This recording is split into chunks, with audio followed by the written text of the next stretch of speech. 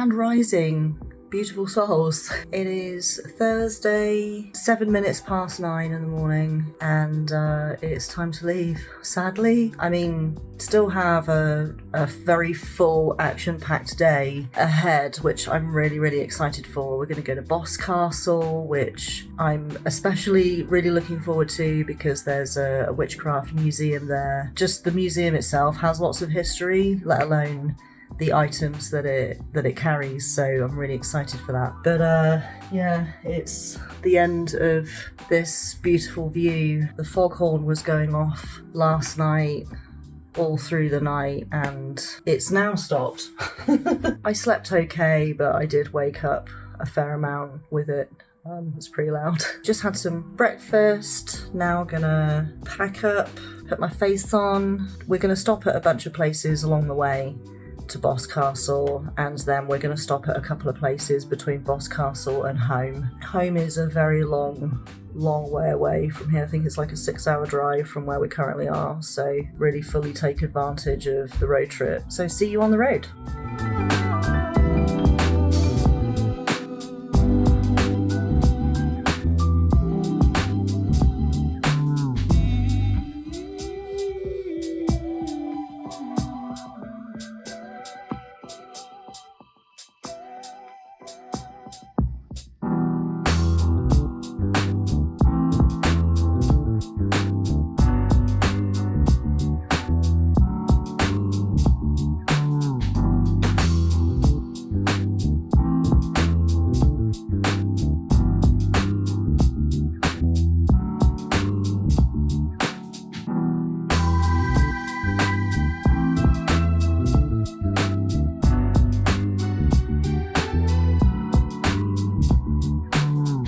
Spooky cave. Look at the spooky steps.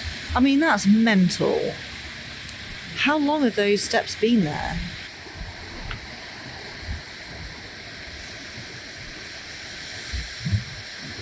No crabs today. So only a few hours ago, this was full of ocean. This is so cool. Look at this place. We are literally under a mountain right now. Well, here we are on Newquay Beach. In the cave again. We left the cave and we walked around the beach and we went all the way up to where the waves were lapping the shore. They were lapping my toes. It was so nice. And then the heavens opened, so we ran back into the cave. This is just where we live now. Not a bad view.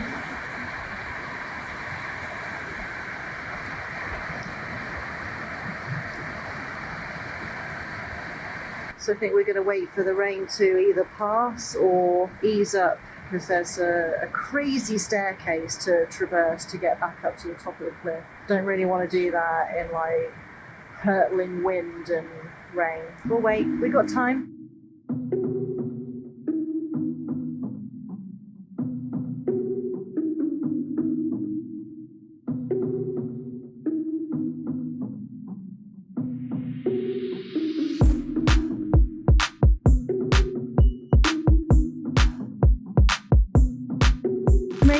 We made it back to the top. I mean, what a view though, seriously. House. Halfway out with no space. Oh yeah. I don't know if I'd even be able to see him from here. But yeah, there he is. Tiny little house. They're brave, aren't they? I would not want to live there, honestly. I'd be worried every time a storm rolled in. Can you imagine the noise? Having sea on 3 sides of you like that. Okay, so now we're gonna see what else Newquay has to offer.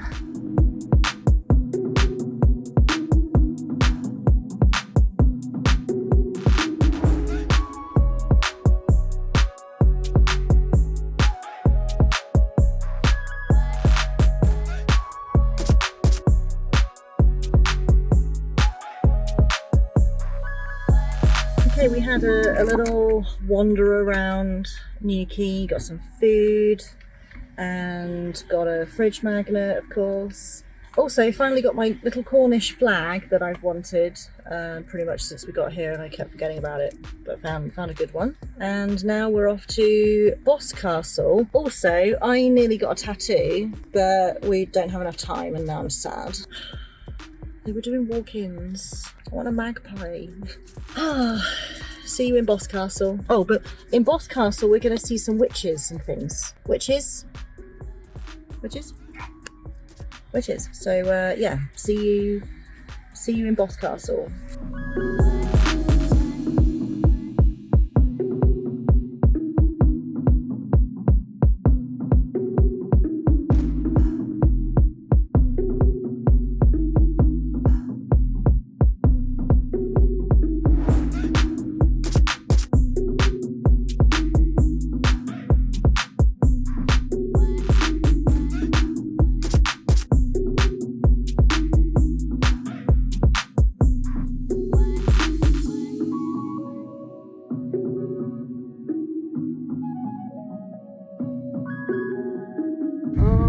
This road, this is mental.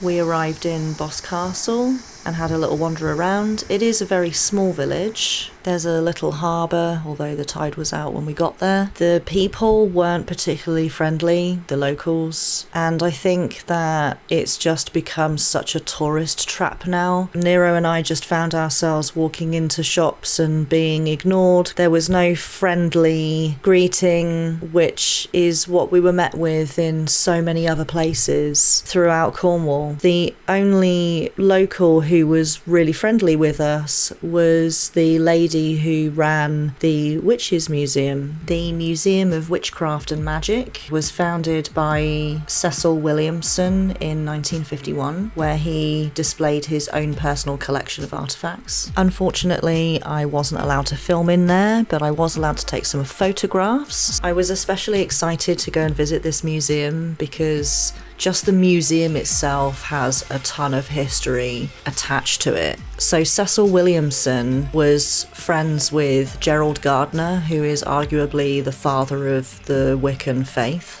Cecil originally was based in the Isle of Man. Cecil sold his museum in 1954 to Gerald, where it stayed open until the 1970s, and when it closed, its contents were sold to the Ripley's Company. Cecil tried many times to reopen his own museum in the 50s. He tried Windsor in Berkshire, Bourton-on-the-Water in Gloucestershire. He kept getting chased out of town. He wasn't accepted anywhere that he went until finally he settled in Boscastle, where everyone welcomed him with open arms, and that's where the museum was established and stayed until present day. Weirdly, whilst researching for this video, I discovered that Cecil was actually born in Paynton, Devon, which is where Nero and I began our road trip, Erie. In the 1930s, Cecil met Aleister Crowley and became friends with him. There is a display dedicated to Aleister and his work. This crown is a notable item in this cabinet. I had difficulty taking a photo of it as my camera kept glitching out every time I focused on the crown. This is probably the clearest photo I managed to get. Here is a list of all the people who were accused of witchcraft and executed for it. There are many items in the museum that are either cursed or haunted or both. I got chatting with the lady who runs the museum. Unfortunately, I didn't get her name, but she was telling me about some of the paranormal experiences that she's had in the museum since she's been there. And she noted that whenever they renovate the museum or if they change the displays, that's when the activity happens. She was telling me that they have a cabinet that is full of cursed items. Each morning she finds the cabinet door open, even though it's locked with a key. There's no one in the museum at night. There's no way that it could have opened itself, and yet every morning she finds the door open. The smell of cigar smoke is often smelt. Cecil used to smoke cigars. Footsteps, whispering, murmured voices are often heard throughout the museum at all hours.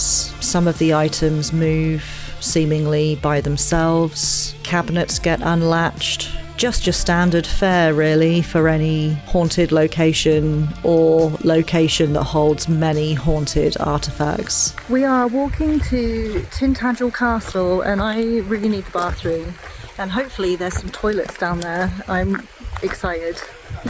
Spies everywhere though. I've also just walked down the steepest hill known to man, and unfortunately I'm gonna walk back up there. Not happy about it, but that's part of the castle right there. Look, Tintagel Castle, and that unknown building. It's not windy here at all. I mean, we're in a valley basically. Yeah, we're not gonna die. We're in a valley, so there is no wind here whatsoever, which is really unusual because it's been windy since we arrived, you know, at the like 4 days ago, like arrived at the coast. It's just been constantly windy, and a lot of my video clips are like this, where I'm trying to hold the camera still and can't because I'm getting buffeted around by the wind. So no wind. This is actually really really nice. Why are there flies everywhere?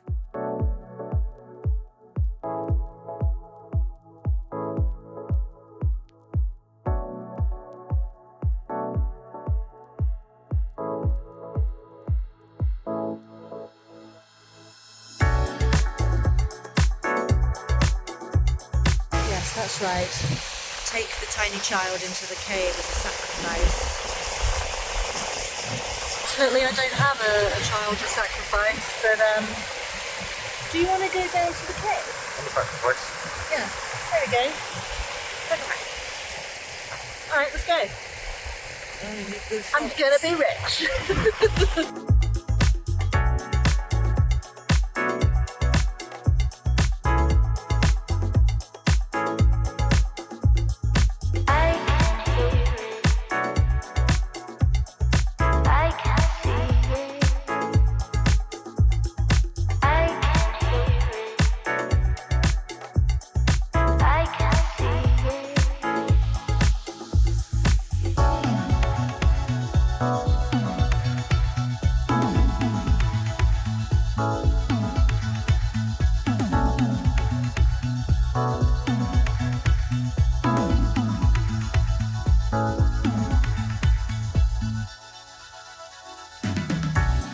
We are at our motorway services now on our way home. We've just done a Costa drive-through, and I've got myself a Black Forest hot chocolate with oat milk, and it is amazing. It tastes exactly like Black Forest Gatto. I highly recommend it. Highly recommend. It's amazing. It's like Halloween flavour. You've got your... Why's it got a V on it? For vanilla. Oh. V for vanilla. V plates.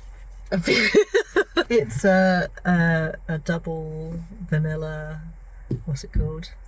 Latte. Oh my god! I'm so tired. We're gonna go and find some food and then continue the drive. I think we've still got another couple of hours left to go. Nearly there. I'm just so tired. It's just been like go, go, go for 4 days, and I'm not complaining, but I am very tired. I remember saying this, I'm getting flashbacks. I'm pretty sure I said this in the last video when we went to London. Been just travelling, just been in cars and on trains since about 10 o'clock, something like that, 9 o'clock. Just eaten for the first time for the day. I'm not complaining, I'm just saying this is how the day has gone. I was like, I'm not complaining, but I am very tired. It's been go, go, go for 4 days. You wrecked your feet though. And I did in London, yeah. Not so much this time. My legs are aching, but yeah, not...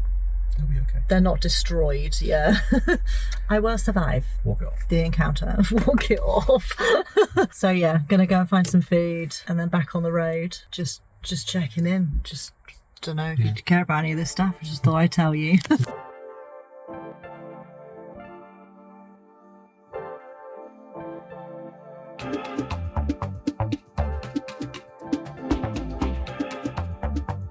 Grand Rising, beautiful souls. it is the next day, and had lovely restful sleep, and I'm feeling a little bit more myself. I didn't actually realise how tired I was until really now.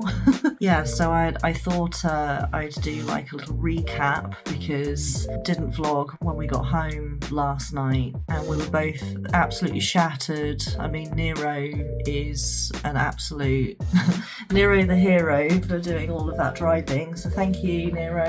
Welcome. How far did you say we went? 860-ish miles. Yeah, we did an almost 900-mile round trip. So yeah, we saw a lot of Devon and Cornwall in just 4 days. Saw so much more than I planned to see, which is really cool. I really enjoy trips like this where I know I've got like X amount of days, and it's not many days, like less than a week. Each evening plan the next day ahead, and it feels really spontaneous, because even when, you know, we're like gallivanting around, that's like part of the plan, there's always like something that you're gonna see whilst you're out and about. You'll see a sign for something, so you end up like pulling over and having a look at that for a bit. It does kind of while the day away quicker, but you get to see so much more, and that's basically what this trip ended up being. It was kind of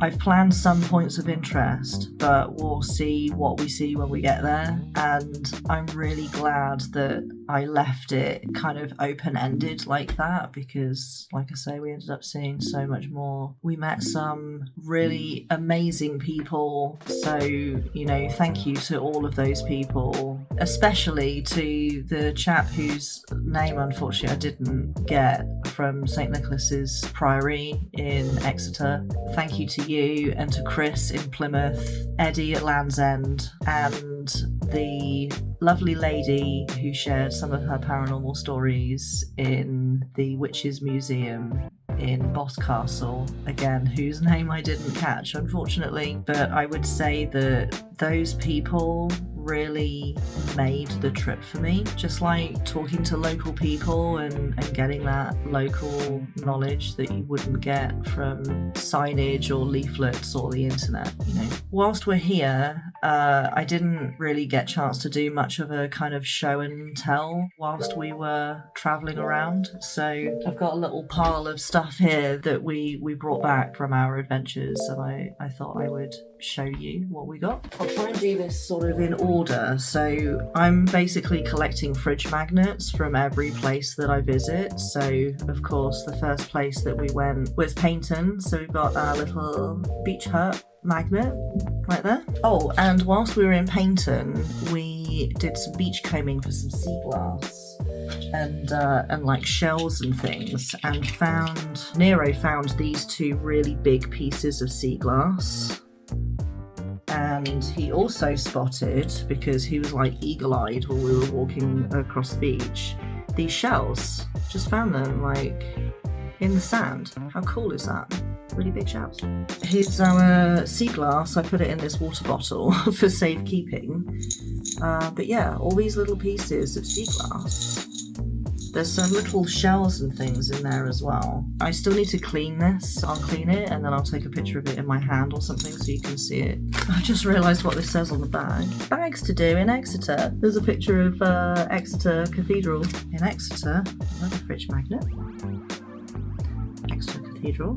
I really like the artwork on this one, honestly. I think that's pretty cool. So the first hotel that we stayed at in Paynton, went down to breakfast each morning, and I stole some jam, as you do. Strawberry and a little raspberry. I just become like a bit of a magpie.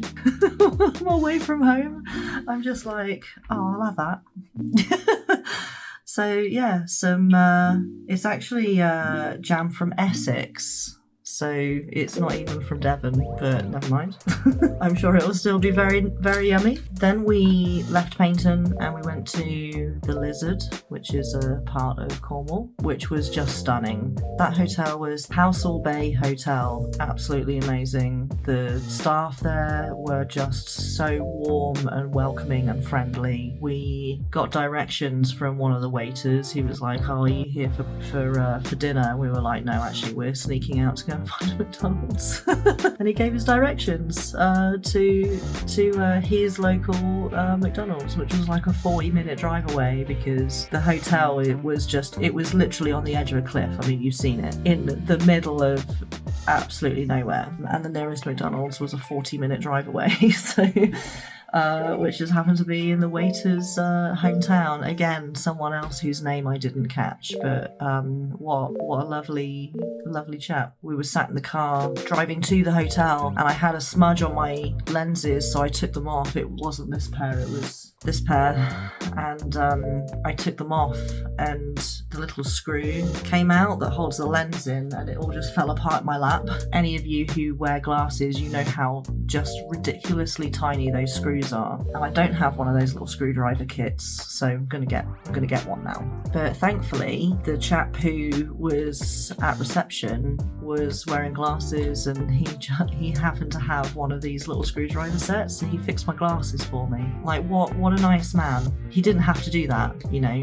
He could have just sent us to the optician the next day and let me go blind for the rest of the night. But he was just very, very kind. What lovely people. And actually, when I booked the hotel, it came with a bottle of wine and Cornish cream tea. Unfortunately, we didn't have time for the cream tea, because we were up at, you know, silly o'clock every day and back late each night. We didn't have time for the Cornish cream tea, which is kind of a shame, because I'm very lactose intolerant, but I would have excuse me, I would have pushed through, you know, pushed through it on our way out. I just sort of gave him the little voucher for the wine, and I said, oh, we sadly didn't have time for this. And he said, oh no, you must take it with you. So he armed us with this Lunetta Prosecco, which I've never had before. I mean, anyone who knows me well knows I do not drink. I might drink a glass of wine on a special occasion, but I usually regret it. But yeah, I mean, I might drown my sorrows for not being by the sea anymore. Yeah, so whilst we were staying in the Housel Bay hotel, we went off to Land's End. I actually got 2 magnets from Land's End. I saw this guy,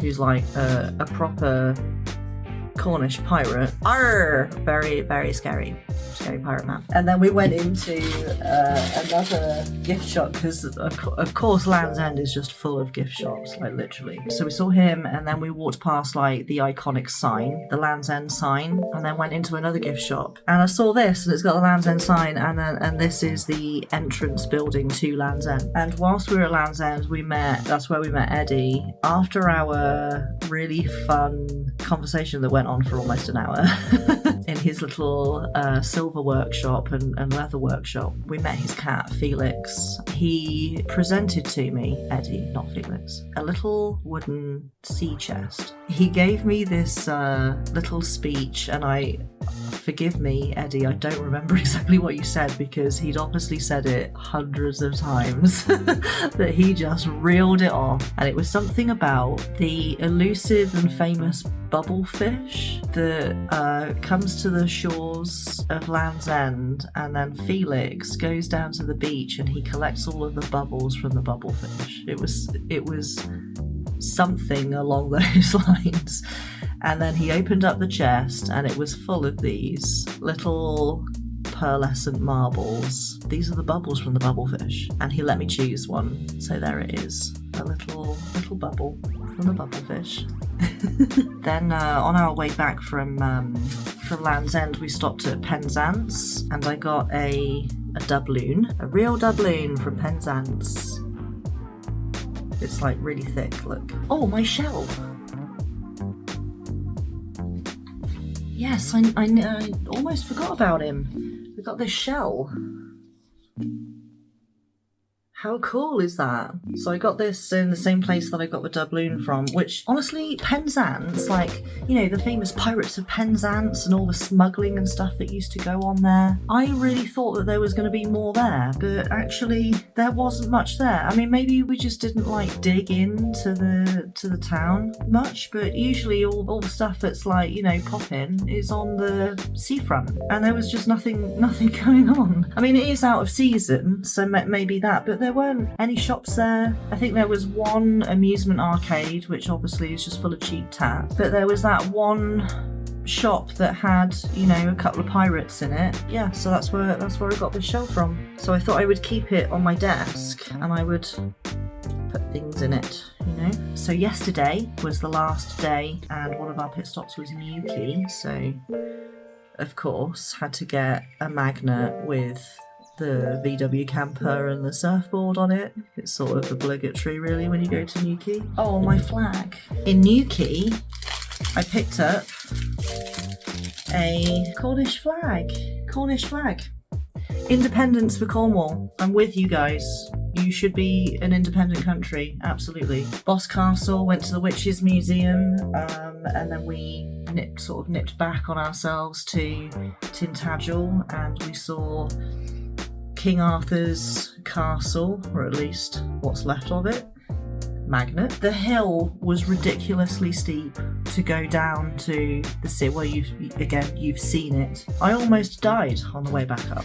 Nero actually had to like push me back up. Right at the top of the hill, there is a traditional Cornish fudge shop. I rewarded myself. No, it's not vegan. They did have vegan stuff in there, but they only had like pecan and something flavour, which I don't like nuts, and chocolate flavour. And obviously like the traditional Cornish fudge flavour is vanilla or sea salt flavour.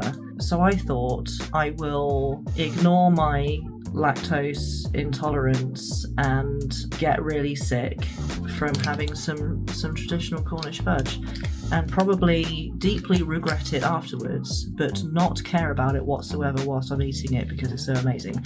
I actually haven't had any yet, so I'm going to have a little bit now with you. Look at that though. Look at that. They're like big old artisan chunks. You're not going to like it, I'll eat it for you. Yeah, Nero had... No, you've got your own bag. Go away. They're all different. So, it's gone. Have you actually eaten it all? You ate it all? It's delicious. Are you serious? Lemon meringue, strawberry and cream, and vanilla something. Oh, so you only got 3 flavours. Each lump in my bag is a different flavour, and I wish I'd written it down or something. I think I had... There's Halloween flavour in here somewhere. Halloween flavour. It's Halloween flavour. It's toffee apple flavour. Right. It's Halloween flavour. I've got vanilla, I've got Lemon sea meringue. salt, lemon meringue, chocolate. Yeah, we don't need any more salt. Stop. So I don't know which is which in here, so I'm just gonna... The big white chunk is lemon meringue. There's a little... Okay, this is a lemon meringue. Really tasty. Oh my god, lemon meringue. Oh my god, that's so good. Okay, I'm gonna try a different one. I'm just gonna take a bite out of all of these. Look how big and chunky he is. So this is real fudge. Real Cornish fudge. None of that factory made, you know, every chunk is the same size and shape nonsense. I don't know what flavour this is gonna be. Chocolate. Now this one.